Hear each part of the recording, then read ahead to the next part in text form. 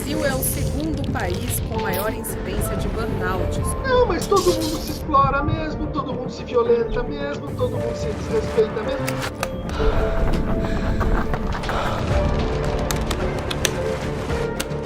É uma sensação de que você não tem força e você vai morrer. É uma sensação de morte iminente, sem exagero.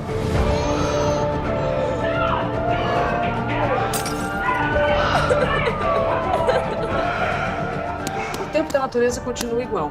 Nós é que estamos vivendo mais rápido.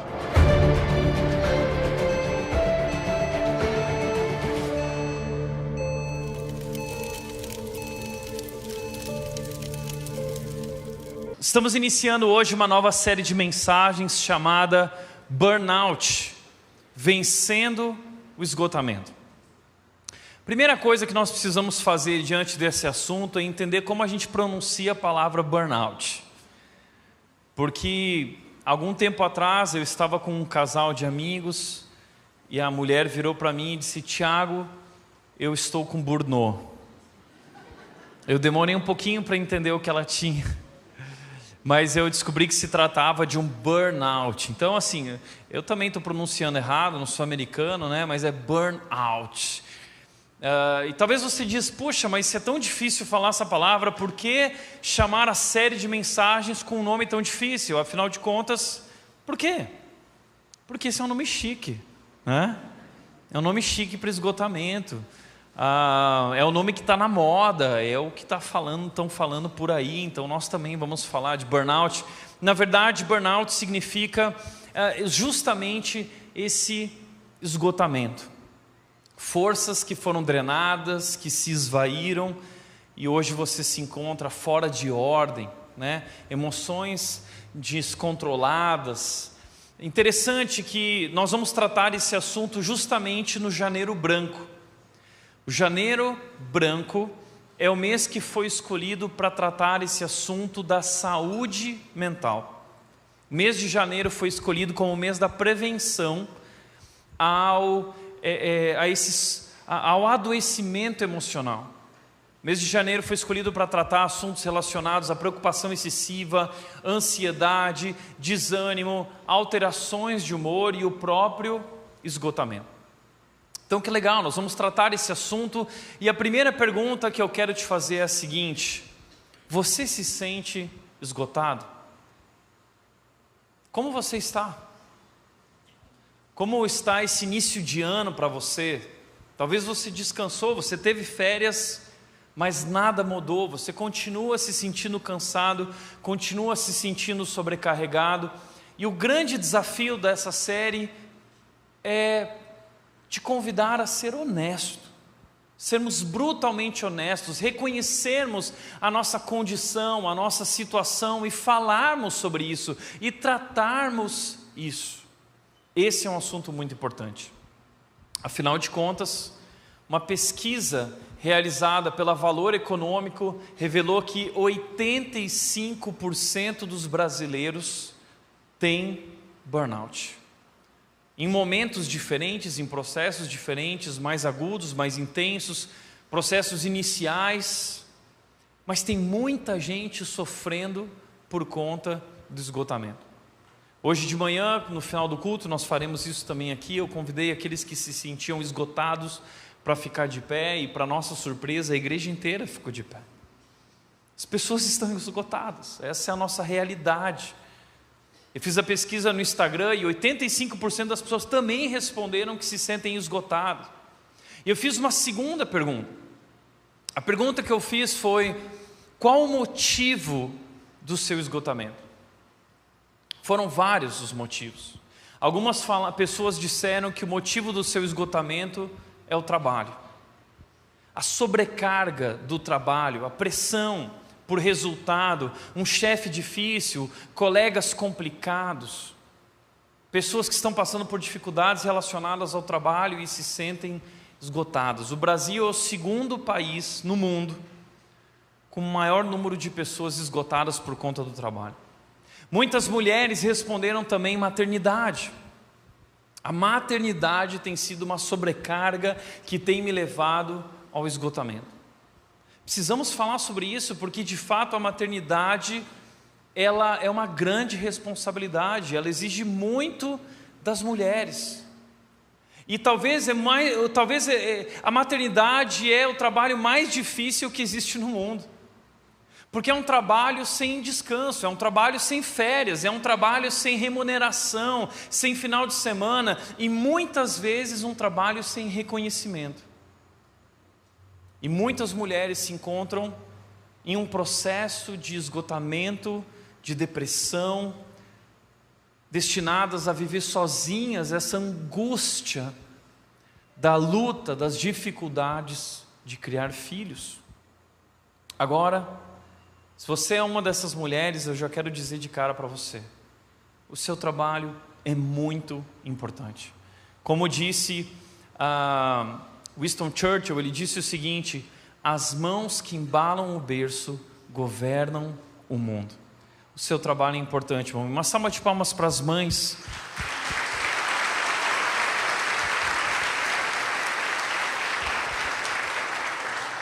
Algumas pessoas responderam às demandas da vida.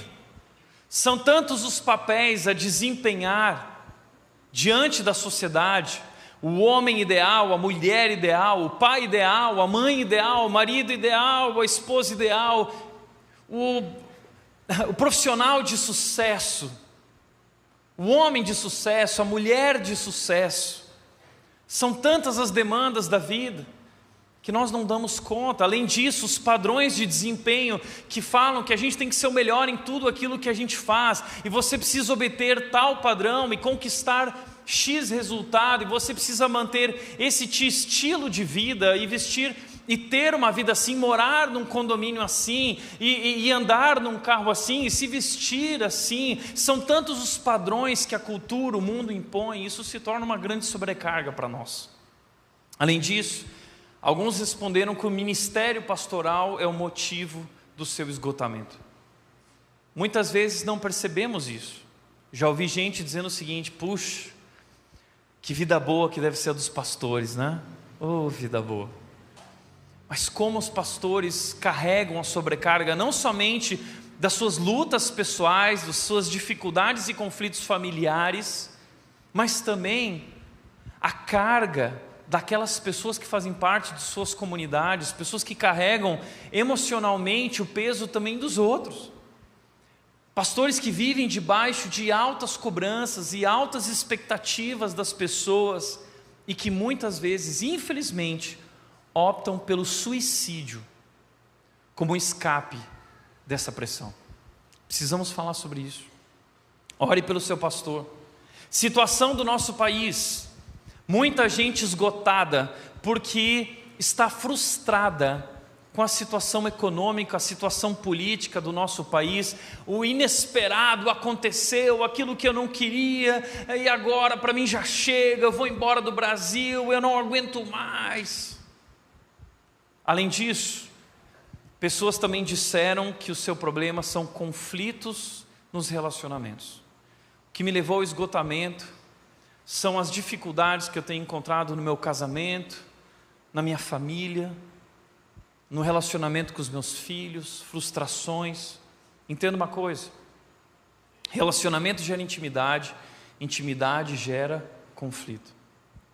E se nós não tivermos maturidade para tratarmos os inúmeros conflitos que vão surgir nos vários âmbitos dos nossos relacionamentos, as várias esferas de relacionamento, nós iremos sofrer muito. E nós vamos acumular mágoas, amargura no nosso coração. Se não soubermos tratar, se não soubermos amar, se não soubermos perdoar. E a pior coisa que nós podemos guardar dentro da gente, o pior veneno que existe, é a amargura. A amargura é uma masmorra emocional. A amargura é um câncer emocional que se expande e contamina tudo e todos ao nosso redor. Se você é uma pessoa amargurada que tem dificuldade de perdoar e não tratar isso, você não somente vai destruir sua vida e sua saúde, como vai destruir todos os relacionamentos ao teu redor, inclusive da tua família e dos teus filhos. Isso é sério. É por isso que nessa série de mensagens nós iremos tratar esses assuntos. Vamos falar também sobre amargura, vamos falar sobre perdão, sobre todas essas questões que estão ligadas a esse esgotamento, ao burnout e muitas vezes até à depressão. Agora, eu não tenho a pretensão de traçar um diagnóstico correto de você e prescrever uma receita. Eu jamais me colocaria nessa posição, eu não sou médico e talvez, se você está passando por um processo de esgotamento, burnout, talvez você precise de ajuda profissional. Busque ajuda. Nós temos que tratar esse assunto e cada caso é um caso. Mas eu quero te convidar a olhar, talvez traçar um caminho através da palavra de Deus, de como Deus nos convida a lidar com nossas emoções de desânimo e de esgotamento e encontrar nele uma resposta. Agora, talvez você se identifica com essas questões, talvez é algo além disso, mas eu gostaria de te convidar a pensar que talvez o motivo do seu esgotamento possa ser algo mais profundo. Não somente aquilo que você está fazendo, mas aquilo que te levou a fazer, o que está por trás de tudo isso. O que isso tem gerado dentro de você? Existe um doutor chamado Herbert, um doutor alemão, um psicólogo alemão, que nos anos de 1980, na década de 80, ele descobriu os primeiros sintomas do burnout.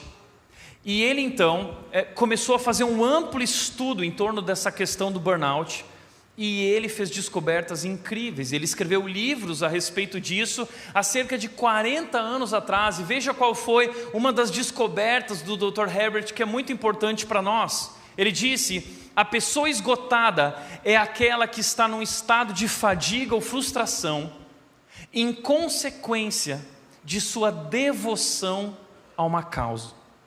Seu estilo de vida, devoção a seus relacionamentos, coisas que não lhe trouxeram a recompensa esperada.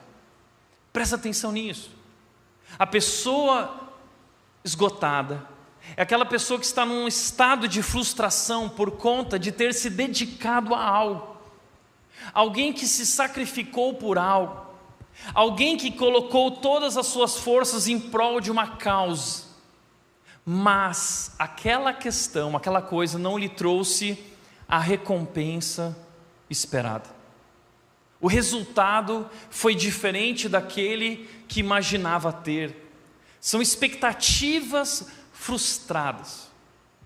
E eu gostaria de aproveitar esse estudo e afirmação do Dr. Herbert e mostrar isso na história de um homem da Bíblia. Existe um homem da Bíblia que viveu exatamente isso. Ele entrou em um processo de esgotamento, chegando ao burnout, por conta de não ter obtido a recompensa esperada, à causa que ele havia se dedicado sacrificialmente. Esse homem se chama Elias. Deixa eu te mostrar o que diz a Bíblia. Tiago capítulo 5, versículos 17 e 18 diz: Elias era humano como nós, e no entanto, quando orou insistentemente para que não caísse chuva, não choveu durante 3 anos e meio. Então ele orou outra vez, e o céu enviou chuva, e a terra começou a produzir as suas colheitas. Esse texto fala para nós, traz um resumo para nós da história de Elias. Elias foi um grande profeta de Deus, o segundo maior profeta do Antigo Testamento, apenas depois de Moisés. E Elias, ele foi usado por Deus para confrontar o pior rei que houve em Israel. Israel teve 19 reis, e a Bíblia diz que os 19 fizeram o que desagradava a Deus. Mas Acabe, de dentre todos eles, conseguiu vencer. Ele foi o que fez, que realmente fez o que desagradava a Deus. E pior, Acabe se casou com uma mulher chamada Jezabel. Jezabel era uma mulher má, que adorava um Deus chamado Baal. E por conta de sua esposa, Acabe trouxe Baal como Deus para a nação de Israel e construiu postes ídolos e instituiu a adoração a Baal na nação de Israel. Fez o que desagradava a Deus, trouxe um Deus falso para dentro da nação. Então, quem era Baal? Baal era o deus da chuva, era o deus da fertilidade, era o deus que fazia com que eles tivessem uma colheita bem-sucedida, enviando a chuva. Então o que Deus fez? Deus usou a vida de Elias como profeta para confrontar Acabe. Então Elias foi diante de Acabe e ele disse: Acabe, tão certo, e veja só, Acabe era terrível. Há uma história na Bíblia em que Acabe estava na janela e ele olhou para o vizinho e tinha uma vinha, o vizinho tinha uma vinha linda. E ele olhou para aquela vinha e ele desejou a vinha. Puxa, se eu tivesse uma vinha que eu pudesse ver aqui da janela do meu palácio. E aí então Jezabel, ele contou para Jezabel isso, e Jezabel virou para ele e disse o seguinte: querido, meu amor, meu amorzinho, por que você não vai lá e mata ele e pega a vinha para você? Boa ideia. E Acabe foi lá, matou o vizinho e ele pegou a vinha para ele. Esse era Acabe. E ninguém peitava Acabe. Então Elias vai e peita Acabe e diz o seguinte: tão certo como vive o Senhor, não choverá mais sobre essa terra, até que o Senhor diga que irá chover. Se Baal era quem enviava a chuva, agora Deus então está desafiando Acabe e Baal, dizendo o seguinte: eu vou mostrar para vocês quem é o verdadeiro Deus. Então não choveu durante 3 anos e meio. E eles começaram a perder tudo que eles tinham. Eles começaram a perder os bois, eles começaram a perder os animais, eles começaram a perder a colheita, eles começaram a passar por um processo terrível de recessão econômica, as pessoas sofrendo muito. Então Acabe começou a procurar Elias por todos os cantos, mas Elias se escondeu na casa de uma viúva, a história da viúva de Sarepta, essa história para um outro dia.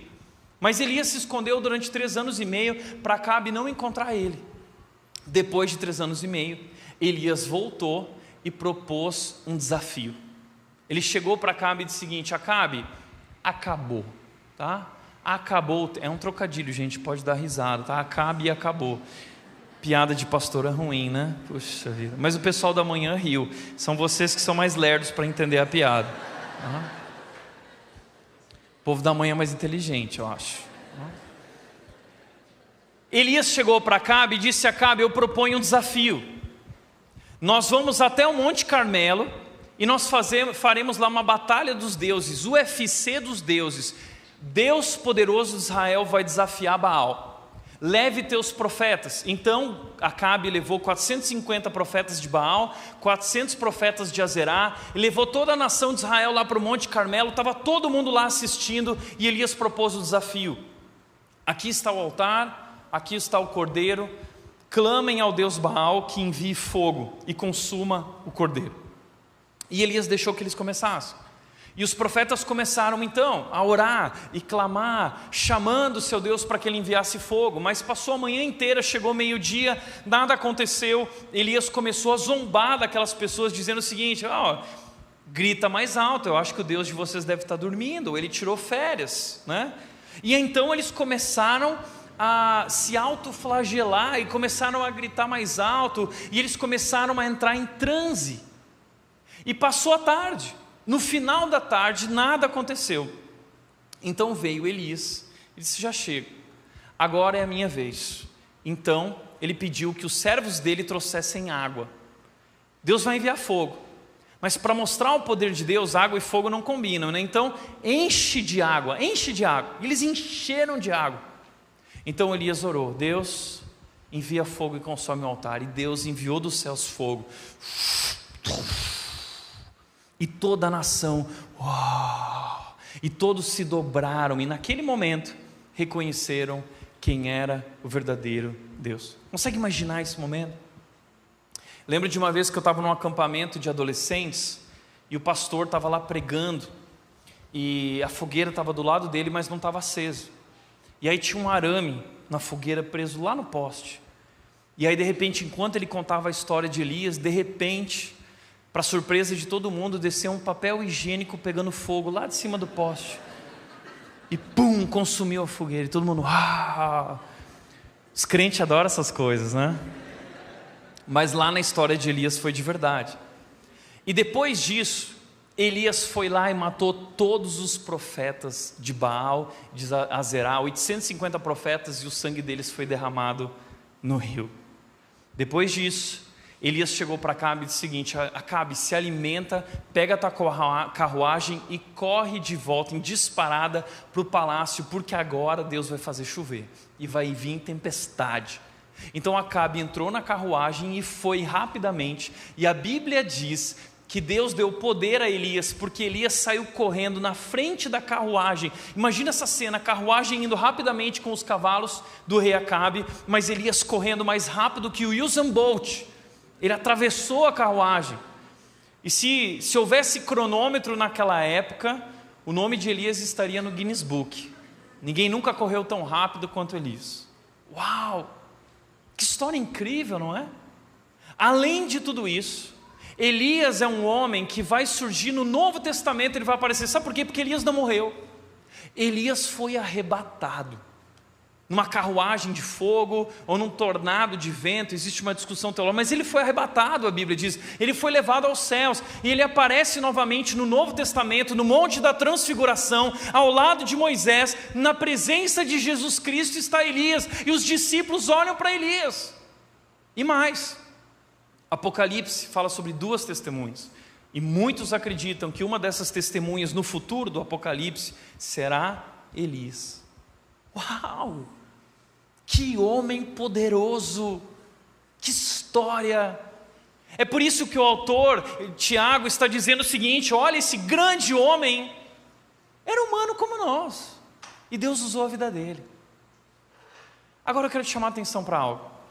Elias era tão humano como nós, que momentos depois, horas depois desse grande momento no Monte Carmelo de vitória e sucesso, Elias foi levado da euforia para a depressão. Poucos momentos depois, Elias pediu para morrer. Elias quis desistir. Elias entrou num processo de esgotamento.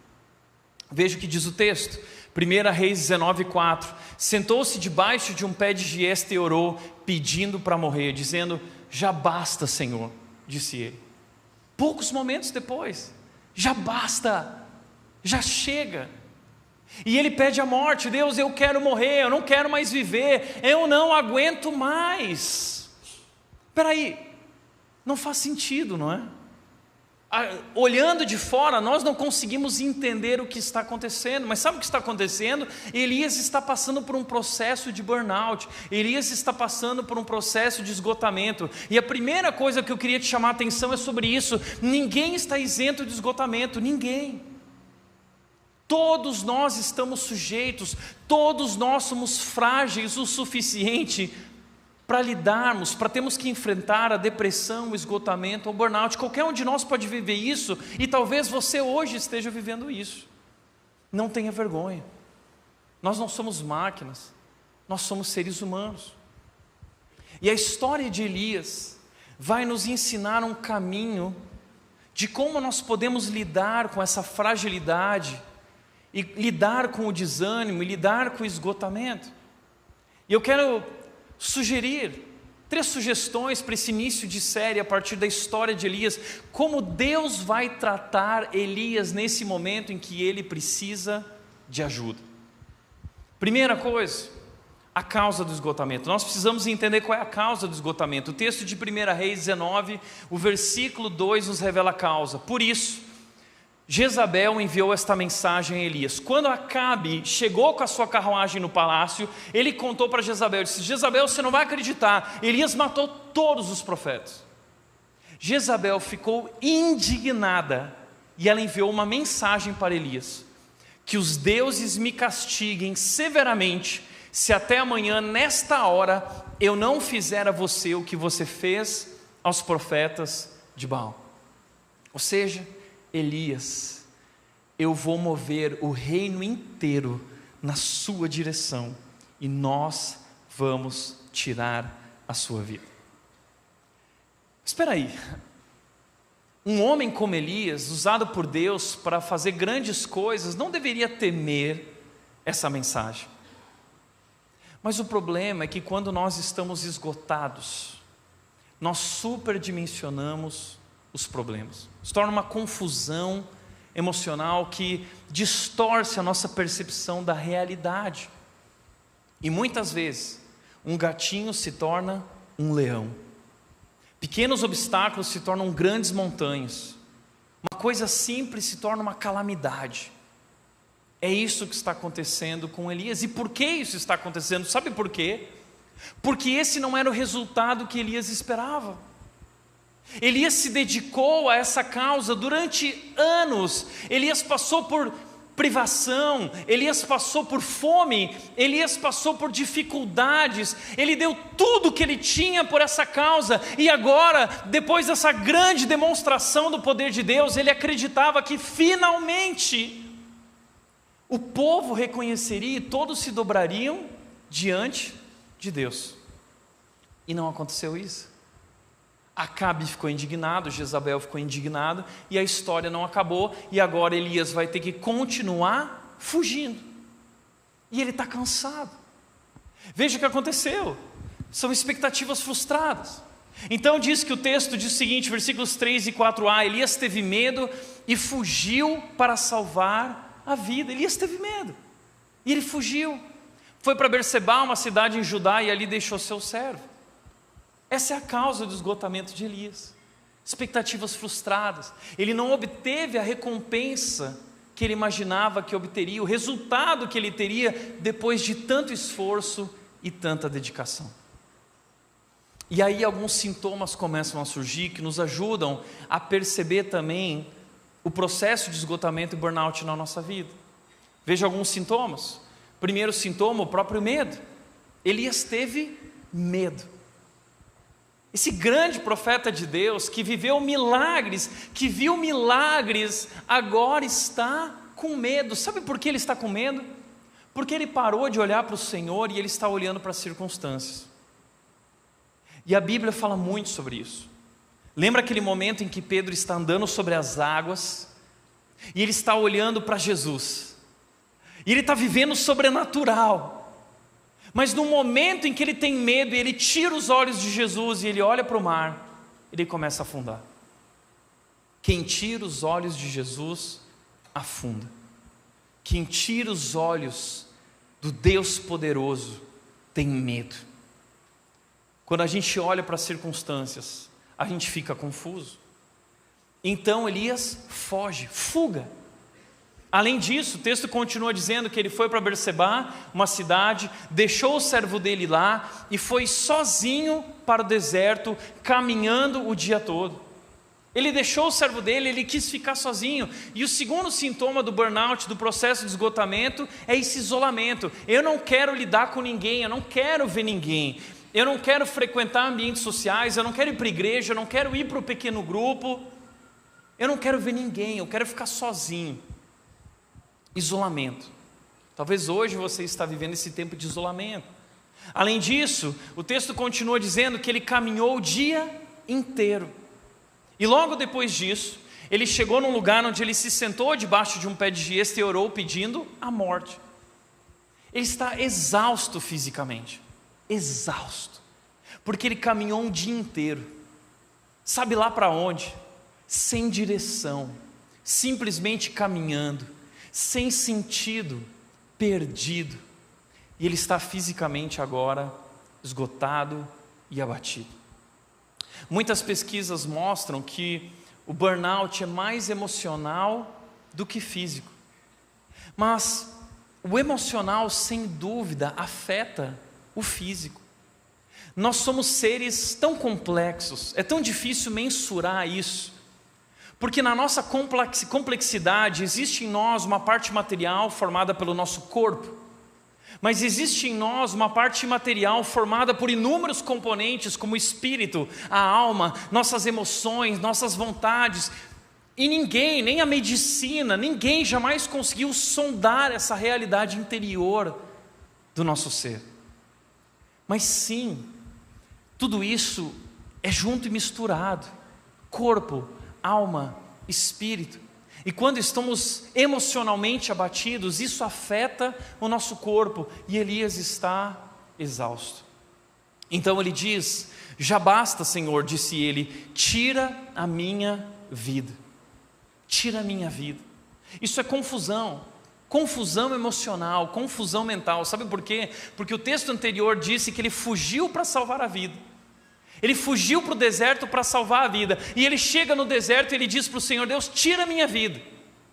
Então ele está vivendo esses altos e baixos emocionais, a montanha russa emocional, bipolaridade. Ele está perdido dentro dessa masmorra emocional dos seus sentimentos confusos e enganosos.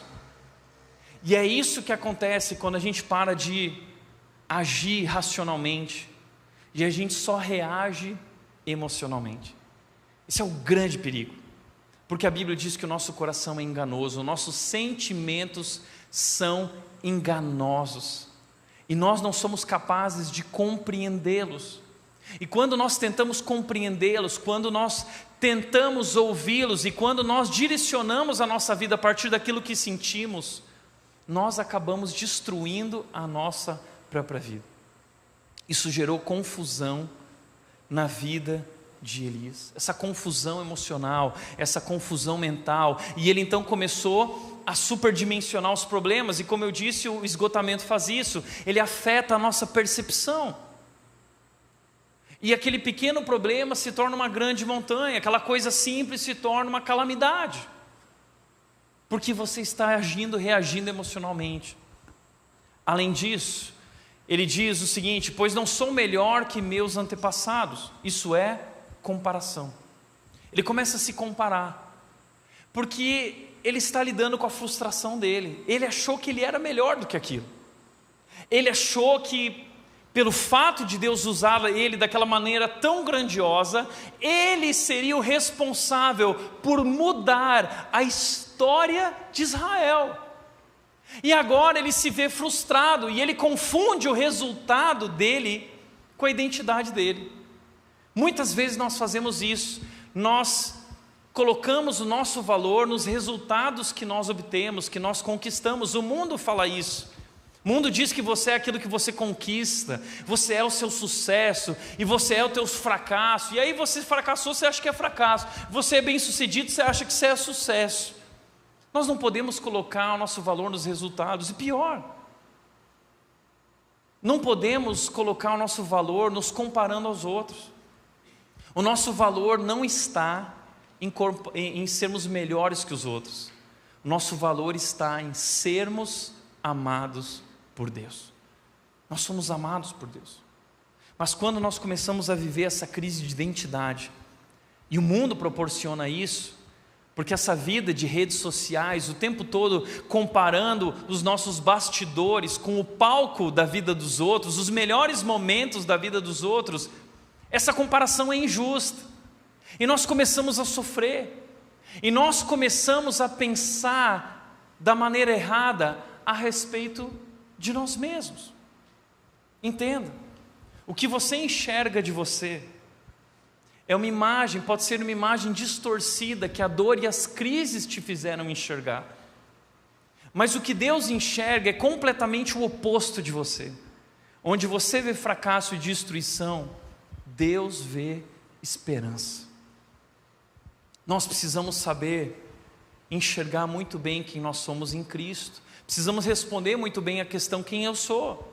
Porque, como disse o David Murray no seu livro Reset, vivendo no ritmo da graça em uma cultura estressada, ele disse o seguinte: se você tiver a resposta errada, a pergunta quem sou eu, terá consequências profundas, prolongadas e abrangentes.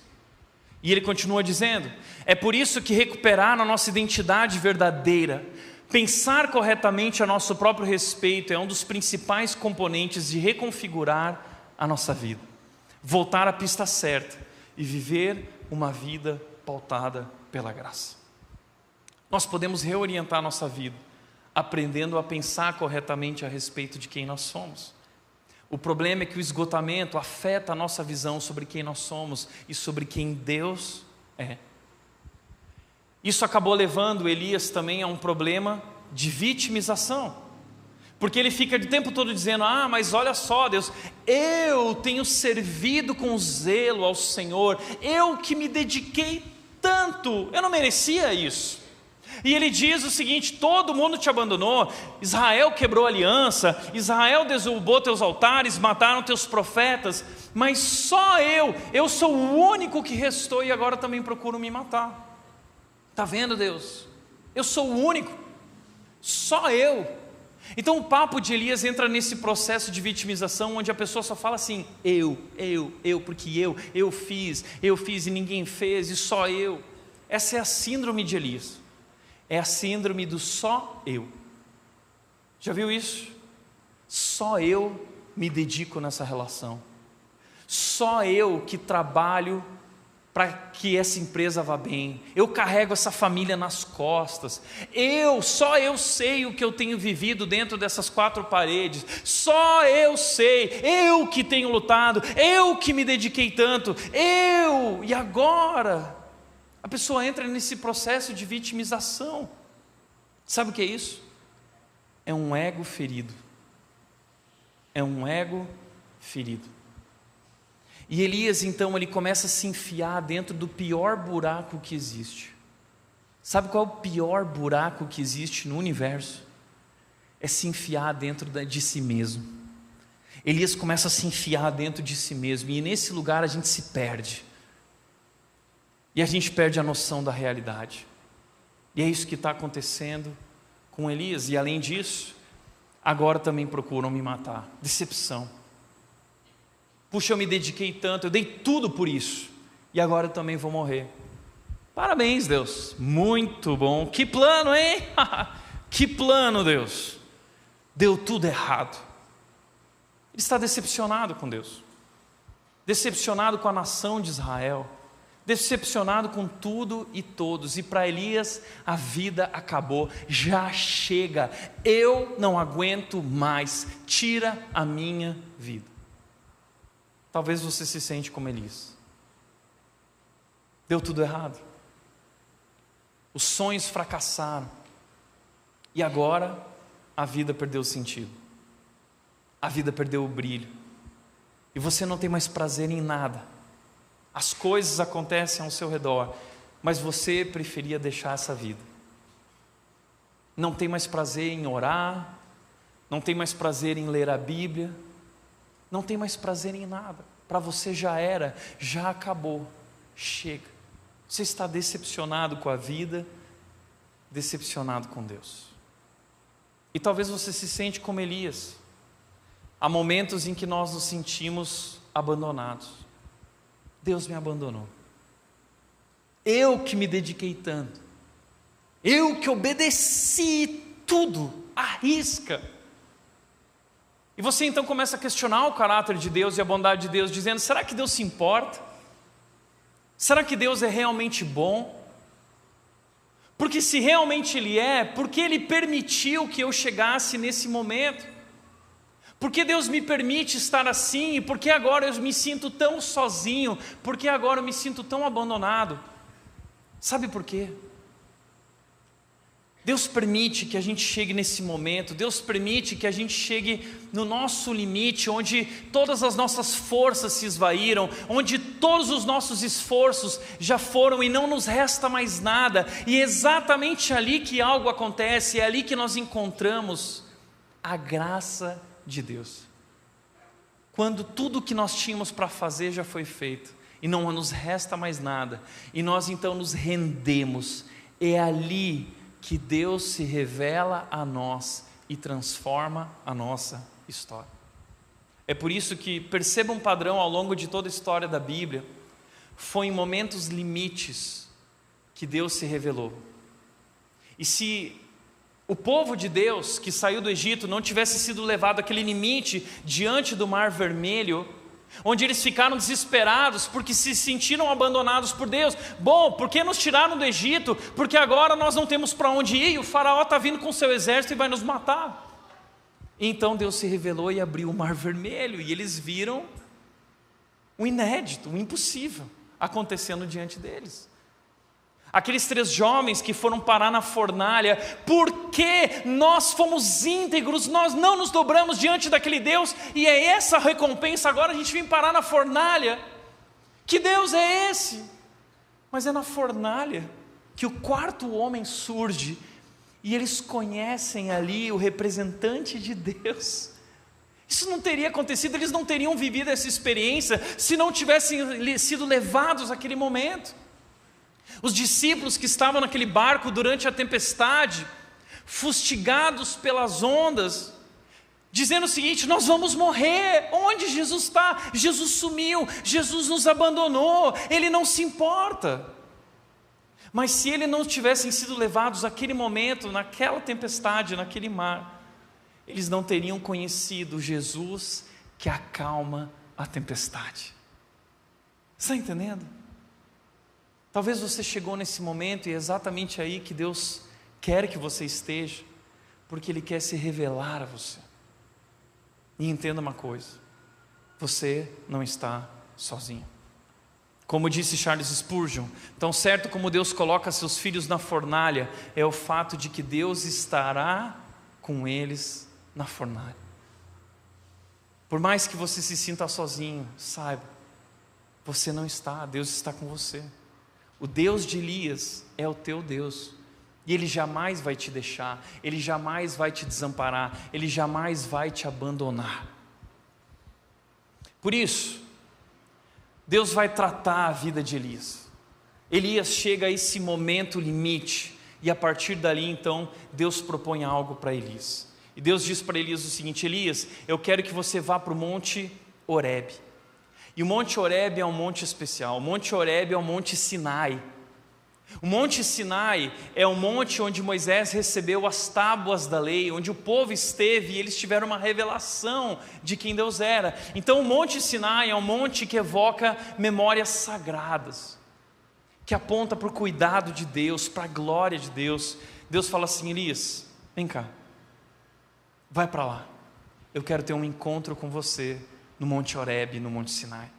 E Elias vai para lá e Deus começa ali a tratar a vida e o esgotamento de Elias.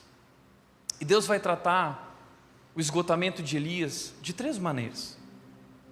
A primeira maneira como Deus vai tratar o esgotamento de Elias é simples: é descanso. Deus vai tratar a vida de Elias com descanso. Veja o que o texto diz: então se deitou debaixo do pé de giesta e dormiu. Enquanto dormia, um anjo o tocou e disse: levante-se e coma. Elias olhou em redor e viu perto de sua cabeça um pão assado sobre pedras quentes e um jarro de água. Ele comeu, bebeu e se deitou novamente. E ele dormiu novamente. Dormiu bastante, descansou. Porque Elias precisava descansar para reagrupar de novo a sua alma, o seu espírito, as suas emoções, colocar tudo de volta para o lugar. Às vezes tudo que a gente precisa é parar e descansar. É como a história daquele homem que precisava de uma espécie rara, que se encontrava no interior da Amazônia, dentro da floresta, muitos dias de viagem.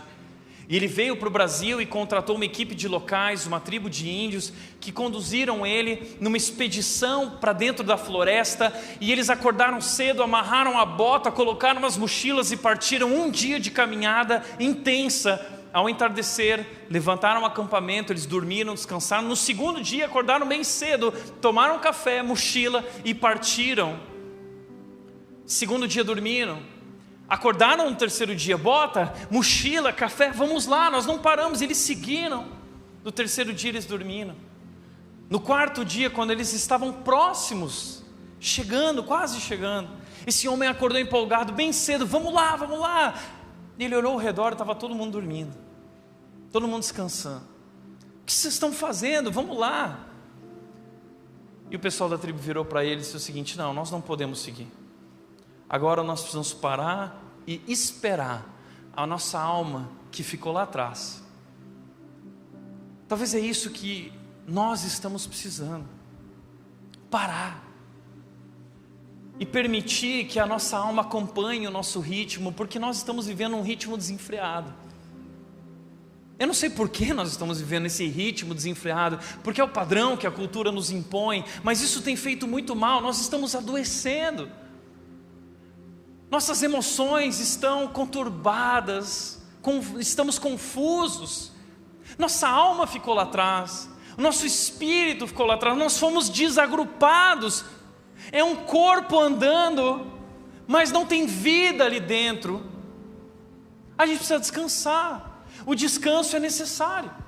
E veja só que legal, enquanto Elias descansa, Deus envia um anjo, e o anjo então vai viver ali um Masterchef divino. Enquanto Elias está dormindo, o anjo está lá preparando um pão assado quentinho, o melhor pão da vida, uma jarra de água geladinha. Aí o anjo vai lá, cutuca Elias e diz: Elias, olha o que eu preparei para você. Enquanto Elias dormia, Deus preparou provisão para Elias, e Elias foi lá, comeu, se alimentou e voltou a dormir e descansar. Enquanto isso, o anjo protegia ele. Uau! Entenda, o descanso é necessário. Nós não somos máquinas, nós somos seres humanos. Segundo, o descanso é obediência. Nós descansamos, nós devemos descansar porque Deus criou o descanso. Deus instituiu o descanso. Quando? Na criação. Gênesis 1 diz que Deus trabalhou durante 6 dias e Ele descansou no 7º. Por que Deus descansou no 7º dia? Ele precisava descansar? Claro que não. Ele descansou para nos ensinar a parar e desfrutar e lembrar que não somos nós quem controlamos os resultados, é Ele. E aprender a desfrutar da presença dEle, e aprender a agradecer, e aprender a renovar nossas forças. Nós precisamos disso. O descanso, ele é didático. Quando nós descansamos, nós aprendemos lições profundas.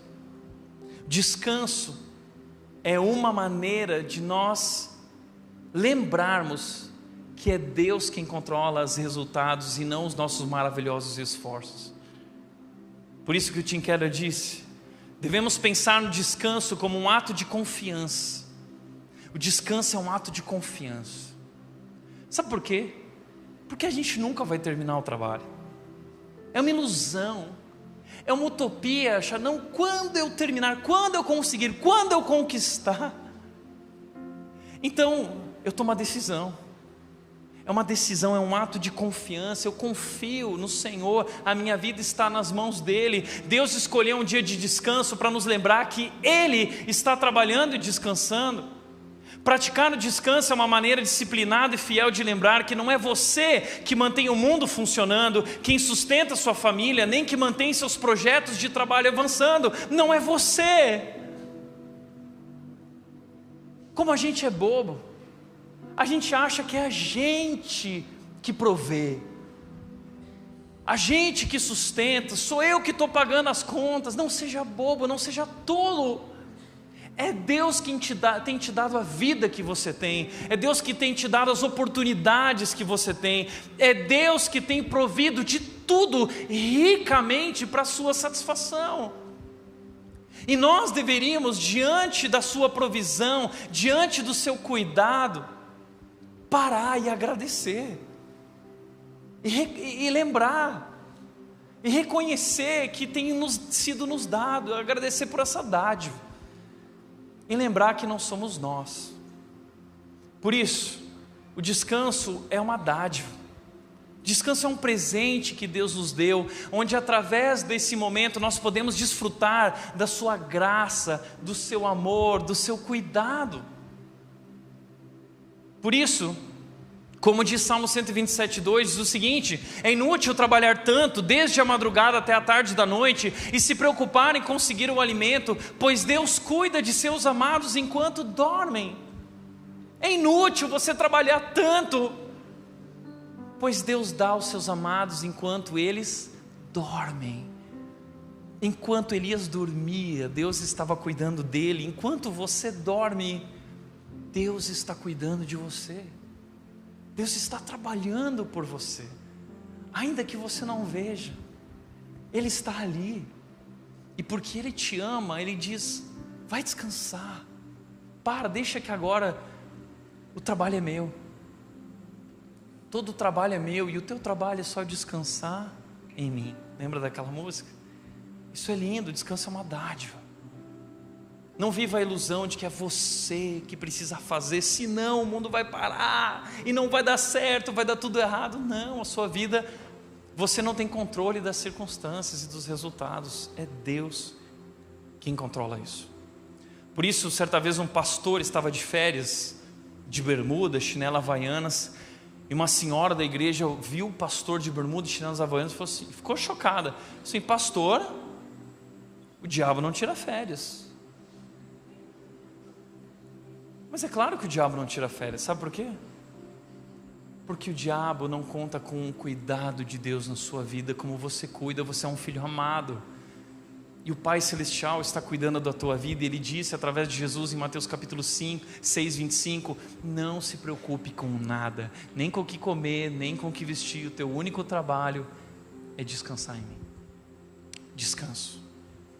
Agora, segundo lugar, a segunda maneira de Deus tratar o esgotamento de Elias é desabafo. Olha que interessante, descanso e desabafo, colocar para fora essas emoções que estão guardadas e reprimidas.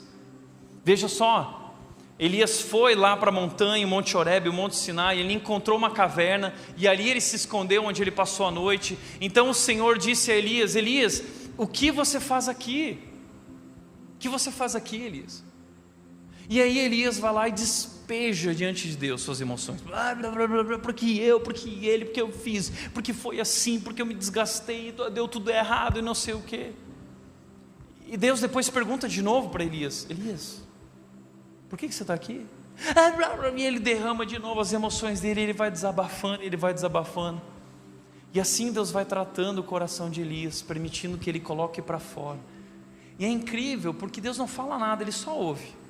Ele não fica reprimindo Elias, ele não fica corrigindo, dizendo, Elias, você está completamente errado, e eu vou te fustigar e fulminar agora. Não, Deus ouve, que Deus ama Elias, que Deus quer tratar com amor e carinho Elias, então Ele ouve.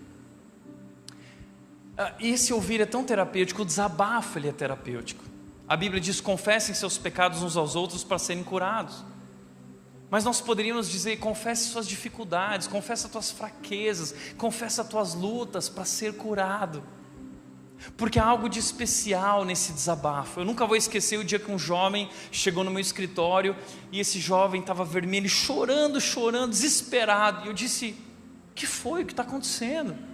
E esse jovem despejou, começou a falar, Tiago, porque isso, aconteceu aquilo outro, e aconteceu, e passou 40 minutos, passou 1 hora, e eu estava procurando uma brecha para tentar falar algo para aquele jovem, e ele continuou, e ele foi 1h30 falando sem pausa, sem parar, e quando ele finalmente ia parar, e eu ia falar algo, ele virou para mim e disse o seguinte, Tiago, obrigado, muito obrigado, Tiago. Você não imagina como você me ajudou. No final daquele ano de gratidão, ele subiu lá no palco e ele falou assim, queria agradecer o Tiago, porque naquele momento ele fez toda a diferença. Talvez você está precisando de ajuda. Nós precisamos colocar para fora. A gente precisa tirar as máscaras e reconhecer que as coisas não estavam bem. E é tudo bem não estar bem, mas você precisa tirar essa máscara e pedir ajuda. Entenda, pessoas precisam de pessoas, mas pessoas precisam de Deus, mas pessoas precisam de pessoas. Talvez você precisa de um amigo, uma amiga, um para-raio em quem você pode despejar a tua amargura, despejar o teu medo, despejar a tua confusão emocional, alguém que te ouça e ore junto com você. Mas para isso você precisa reconhecer que precisa de ajuda. E você deve ser brutalmente honesto sobre o que está acontecendo, porque a gente se esconde, porque a gente finge, mas não há vitória em fingir, não há vitória em se esconder.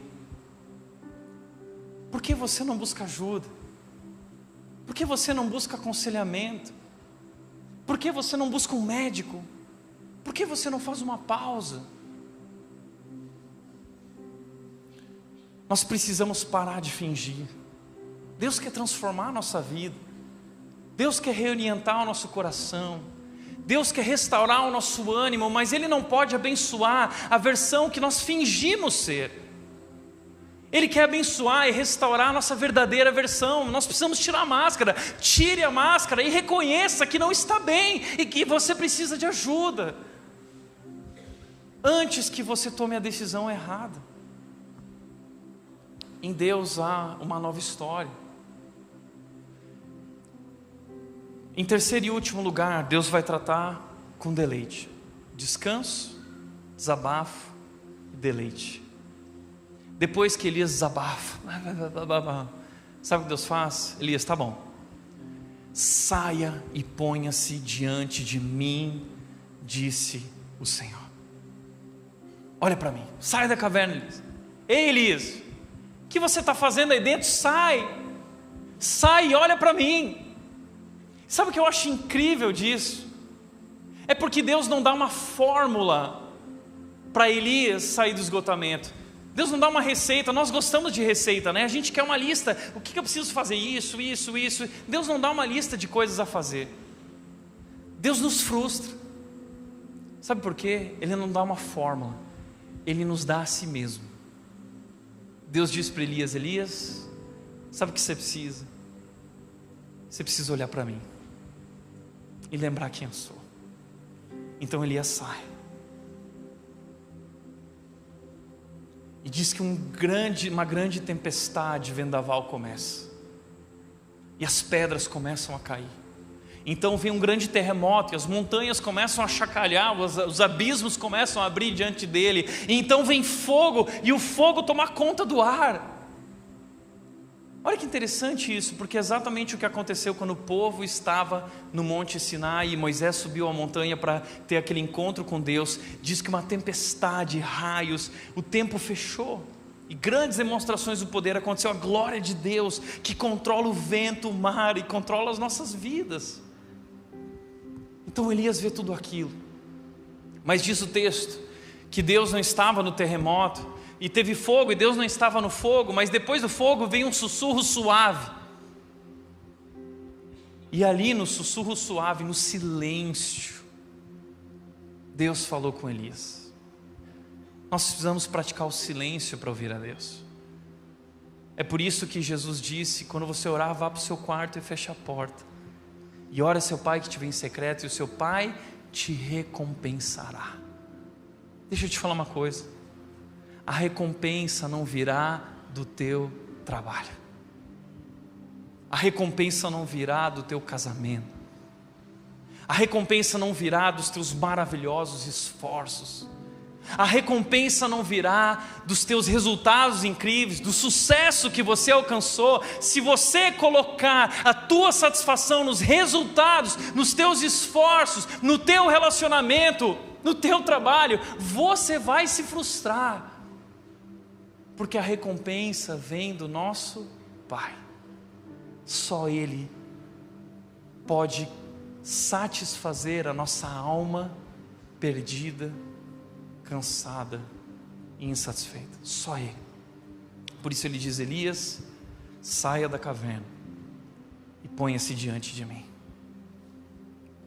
Deus está dizendo isso hoje para você. Saia da caverna. Saia da caverna e olhe para mim. Saia da caverna e lembre quem eu sou. Saia da caverna e veja o quão poderoso, quão soberano eu sou. Saia da caverna e lembre-se quem você é. Saia da caverna e entenda que eu ainda tenho um plano para a sua vida. A história não acabou. Então Elias, ele sai e diz que ele cobre o rosto com a capa. Por que ele cobre o rosto com a capa? Lembra que ninguém pode olhar para o Senhor e contemplar sua glória sem morrer naquela época antes de Jesus. Então, com todo respeito, ele vai e ele vai ouvir a Deus. E Deus então fala com ele na entrada da caverna. Sabe o que isso significa? Nós precisamos dedicar tempo de silêncio para ouvir a Deus. Isso é clichê, mas é tão verdadeiro.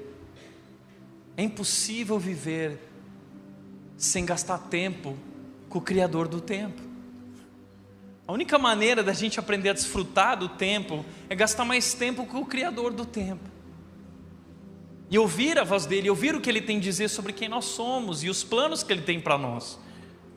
E é ali então que nós compreendemos a perspectiva do alto.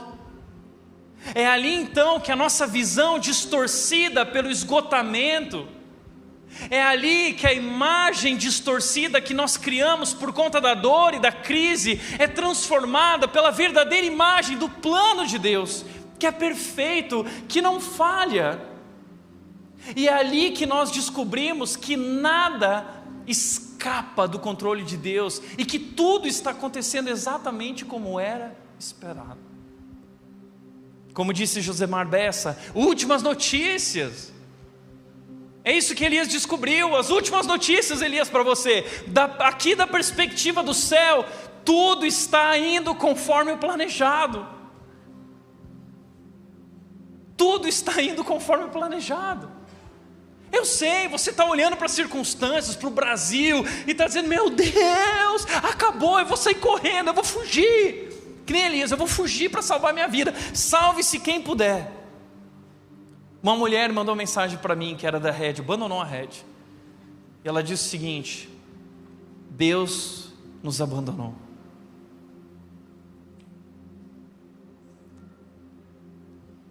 Da perspectiva do céu, tudo está indo conforme o planejado. Você esperava algo diferente? A palavra de Deus revela o que vai acontecer nos fins dos tempos. E nos convida, quando nós vemos essas coisas acontecendo, nós sabemos fazer o quê? O texto diz: levantem as suas cabeças, olha para o alto, e lembra que aqui pode estar dando tudo errado, mas lá no céu as coisas continuam absolutamente sob o controle de Deus. E no tempo certo, o seu plano será realizado com justiça. E a nossa esperança e confiança está nele, no poder dele, na ação nele, naquilo que ele faz. Terceiro lugar, quando nós compreendemos essa perspectiva do alto, nós também vivemos esse realinhamento de identidade e propósito. Porque enquanto nós caminhamos, enquanto nós trabalhamos, enquanto nós fazemos, enquanto nós trabalhamos, muitas vezes a gente se perde no meio do trabalho, não é?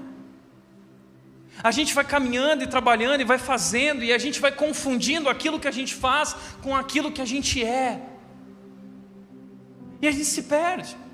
E aí a gente se sente frustrado quando dá errado, e a gente se sente bem quando dá certo, e a gente acha que a gente é o sucesso, e a gente acha que a gente é o fracasso. Entenda uma coisa: você não é o teu sucesso, você não é o teu fracasso, você não é o que você tem, você não é o que você conquistou, você não é o que você realizou, você é o que Jesus Cristo fez na cruz por você.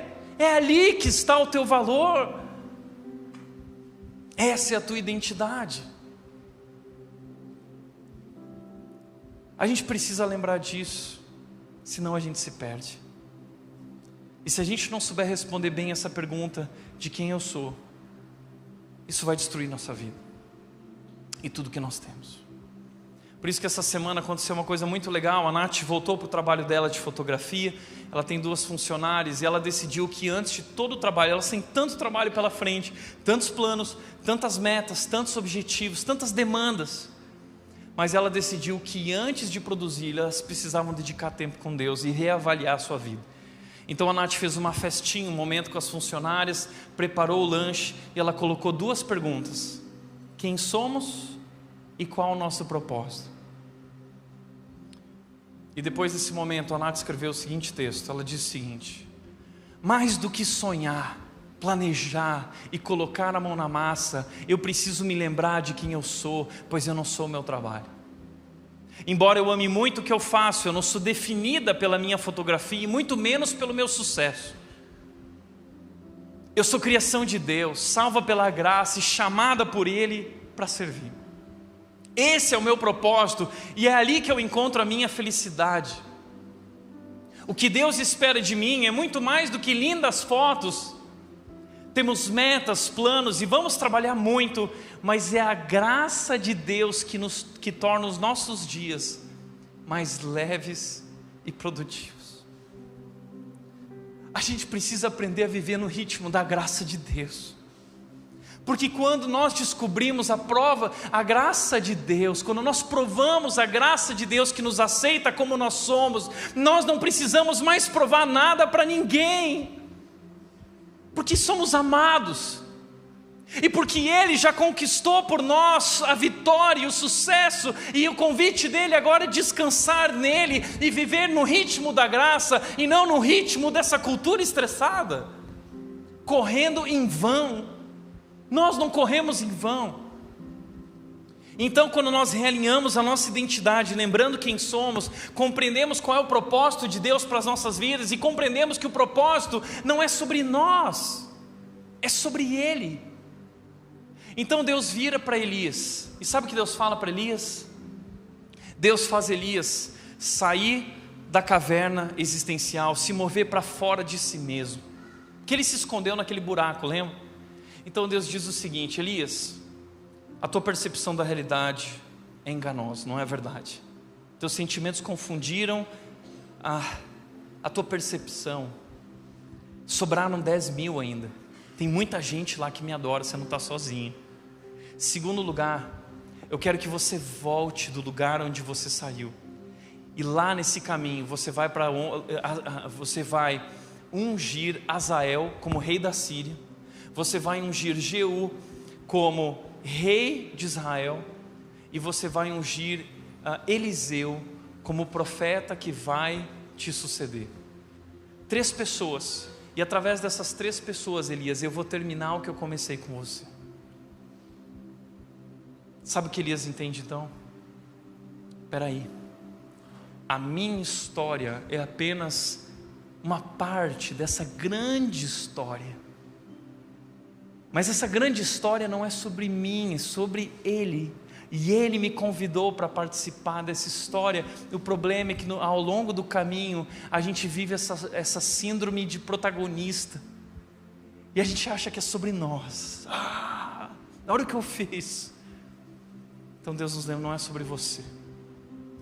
Olha para fora, Elias. Olha para além de si mesmo. Eu tenho um plano maior. Mas eu tenho um plano para a tua vida. Há um amanhã para você, e eu preciso de você, Elias. Eu tenho um grande plano ainda para a sua vida. Lembra, depois Elias vai aparecer no Novo Testamento, no Monte da Transfiguração, e talvez no Apocalipse no futuro. Esse é Elias que confiou na voz de Deus, que convidou ele para olhar para fora de si mesmo. Esse é o segredo. Saia dessa caverna existencial, saia de dentro de si mesmo, liberte-se desse egoísmo, liberte-se dessa autossuficiência. A vida não é sobre você, é sobre Ele. Dedique sua vida a Ele, encontre um novo propósito para viver. Talvez você se encontre nesse estágio, como Elias. E a boa notícia é que se você se encontra nesse estágio, há uma válvula de escape para você. Sabe qual é a válvula de escape? A válvula de escape tem um nome, é Jesus. Jesus é a nossa válvula de escape. Por isso que Jesus disse, Mateus 11, 28 e 29, venham a mim, todos vocês que estão cansados e sobrecarregados, e eu lhes darei descanso. O segredo é esse encontro da nossa alma cansada e sobrecarregada com a pessoa de Jesus e com a sua graça maravilhosa, restauradora. Isaías 40, 31 diz: aqueles que esperam no Senhor renovam as suas forças. No Senhor, em Cristo. Deixa eu te dizer uma coisa: o verdadeiro descanso se encontra em Jesus Cristo, nosso Salvador, que nos liberta da tirania, da culpa, do ego, do medo. Ele é o nosso descanso. Venham a mim. Por isso, como disse Charles Swindoll, as pessoas mais felizes que conheço são aquelas que aprenderam a não ser apegadas demais a qualquer coisa. Eu não me apego demais ao trabalho, às realizações. Eu me esforço, sou excelente, mas a minha esperança não está nessas coisas. As pessoas mais felizes que conheço são aquelas que aprenderam a não ser apegadas demais a qualquer coisa, entregaram os detalhes preocupantes, estressantes e terríveis de sua vida aos cuidados de Deus. Não depende de mim, depende dele. Eu me rendo a ele, eu descanso nos seus braços. Por isso, para refletir e praticar, primeiro, nunca coloque sua esperança e sentido na vida em resultados ou circunstâncias, mas em Deus. Segundo, nosso valor não está em sermos melhores que os outros, mas em sermos amados por Deus. Terceiro, há descanso e renovo para o esgotamento através de um relacionamento com Jesus. Amém? Feche teus olhos.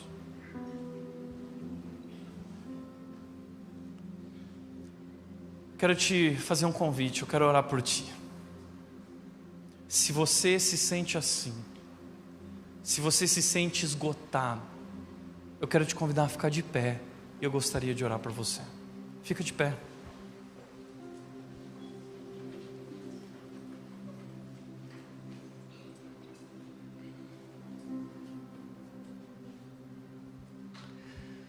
Pai querido, nós queremos agradecer pelo teu amor incondicional e merecido, que nos alcançou e nos resgatou, nos libertando da nossa culpa, nos libertando do medo, nos libertando dessa tirania do nosso ego.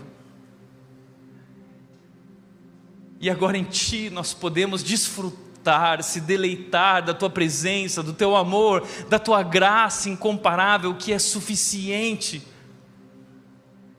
Deus, nos ensina a parar e desfrutar, nos ensina a sair da caverna e se colocar diante do Senhor e ouvir a Tua voz. Deus, nós estamos aqui nos colocando diante de Ti. Essas pessoas que estão de pé, estão saindo da caverna, e elas estão se pondo diante do Senhor, elas estão sobrecarregadas, elas estão cansadas. Nós clamamos a Ti, Deus, pela Tua promessa. O Senhor disse que daria descanso. Nos dá descanso, Deus. Nos dá do Teu amor e da Tua graça. Permita que cada um de nós desfrute e deleite o Teu amor, através de um relacionamento contigo, em Jesus Cristo. Restaura o nosso ânimo, renova o nosso vigor, traz uma nova visão, Deus, para nós, a respeito de quem nós somos e de qual é o Teu propósito para as nossas vidas. Assim, nós nos rendemos a Ti, o Deus que controla a nossa vida e todas as circunstâncias ao nosso redor. Nós confiamos em Ti, Senhor, e Te agradecemos pelo Teu amor, em nome de Jesus Cristo, amém.